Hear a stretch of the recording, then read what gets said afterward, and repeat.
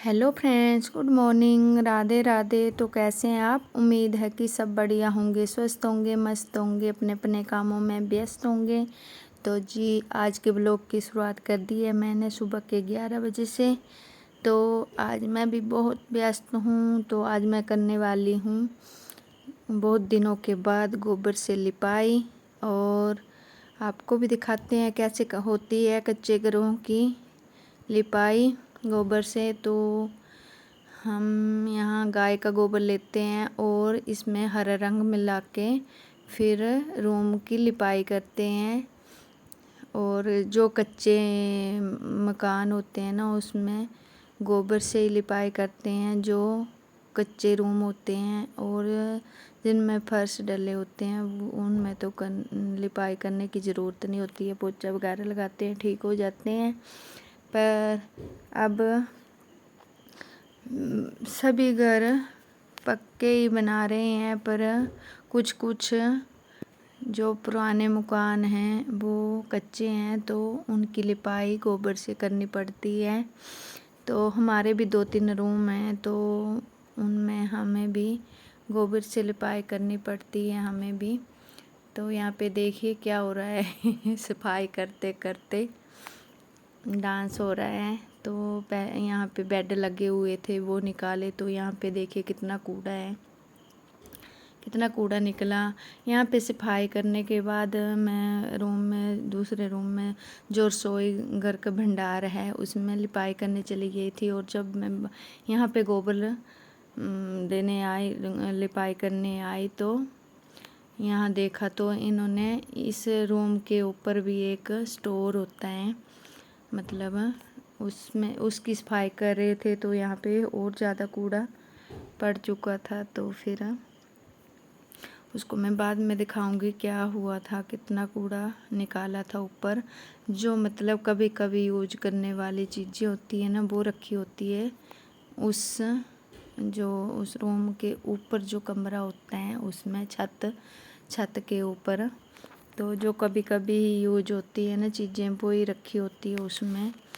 तो दिखाती हूँ थोड़ी देर बाद। तो मैं यहाँ पे आ गई थी मैं लिपाई करने। तो यहाँ पर भी बहुत ख़राब हो गया था। उस दिन दिखाया था आपको लिपाई करते हुए, बस उस दिन की थी गोबर से लिपाई यहाँ पे। और फिर उसके बाद टाइम ही नहीं लगा, और बीच में बस ऐसे ही। तो यहाँ पे फिर मैंने सोचा कि आज छुट्टी है बच्चों की, तो मैं आज लिपाई का काम कर लूँ। बच्चों की हेल्प से बहुत काम, मतलब बहुत हेल्प मिल जाती है बच्चों से। तो आधा काम तो वो ही कर देते हैं। तो फिर आज मैंने घर की सफाई और गोबर वगैरह से लिपाई की। घर की सफाई जो है वो तो बच्चे और बच्चों के डैडी ने कर दी थी, और मैं लिपाई का काम कर रही थी। तो यहाँ पे मैंने लिपाई कर दी है। यहाँ पे बहुत ख़राब हो जाता है। तो ये है वहाँ पे गोबर लिपाई करके आई। तो यहाँ पे देखिए कितना कूड़ा पड़ा हुआ है। ये ऊपर इस छत से ही निकाला है। जो फेंकने वाला सामान है उनको निकाल रहे हैं। तो जो यूज होने वाली चीज़ें हैं वो यहाँ पे रख रहे थे, और जो यूज मतलब ख़राब हो चुकी थी वो उनको फेंक दिया था। तो बस नीचे फेंक दिया था, और नीचे से उठाने का काम था मेरा। तो ऊपर से ये सफाई कर रहे थे और नीचे से मैं उठा रही थी कूड़े को, और मैं और परी उठा रहे थे। तो यहाँ पे लोहे का सामान रखा हुआ है, किले वगैरह, और बाकी का सामान भी रखा हुआ है। तो यहाँ पे कभी कभी यूज होने वाला सामान रखा होता है, और भी बहुत सामान यहाँ पे आ जाता है। तो मतलब कच्चे घरों का यही तो होता है कि पक्के घरों में तो रखने कोई जगह नहीं होती है, उनको तो अलग से एक स्टोर बनाना पड़ता है पक्के घरों में।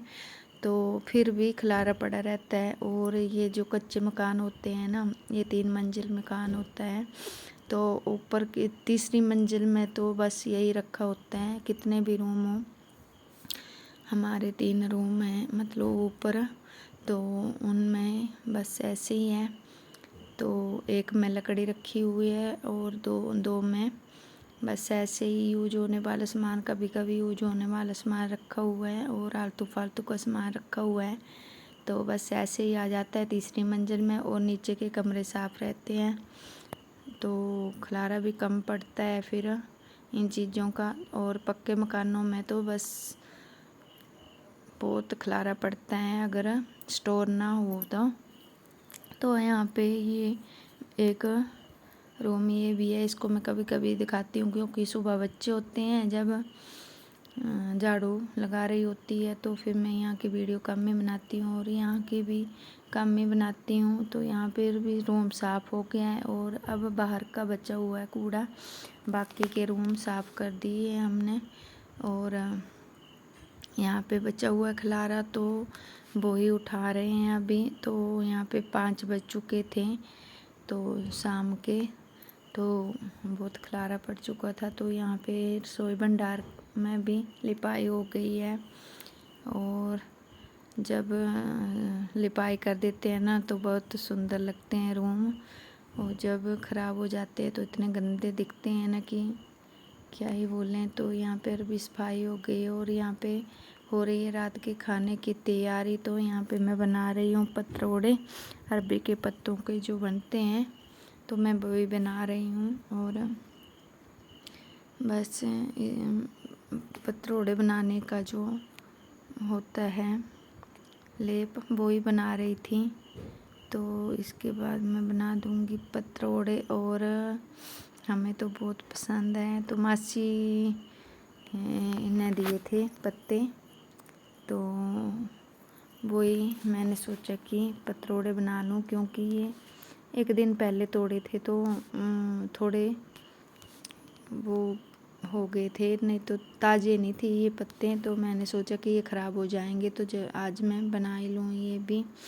तो बस पतरोड़े बनाने के बाद फिर मैंने यहाँ पे खलारा पड़ा हुआ था तो झाड़ू वगैरह लगाया और उसके बाद फिर जलाऊंगी मैं आग, फिर बाकी के काम शुरू करूँगी। तो पतरोड़े रख दिए मैंने बनने के लिए और हमें तो बहुत पसंद है। आपको पसंद है पतरोड़े?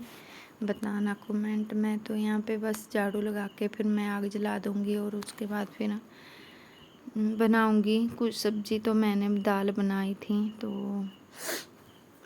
वही, बाकी और भी थी सब्ज़ी। तो यहाँ पे मैंने लाल मसूर की दाल बनाई थी और यहाँ पे बच्चे भी कर रहे हैं काम साथ साथ। तो हम भी थक चुके थे दिन में, तो बच्चे भी थके हुए थे, तो चल सभी मिलके काम कर रहे थे।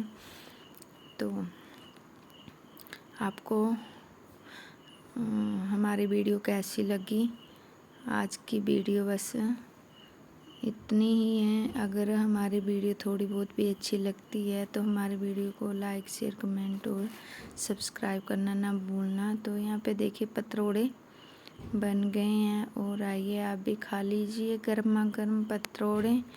तो फिर इसके बाद मैं बनाऊंगी रोटी। और बस आज का व्लॉग इतना ही है, तो मिलते हैं फिर अगली वीडियो में।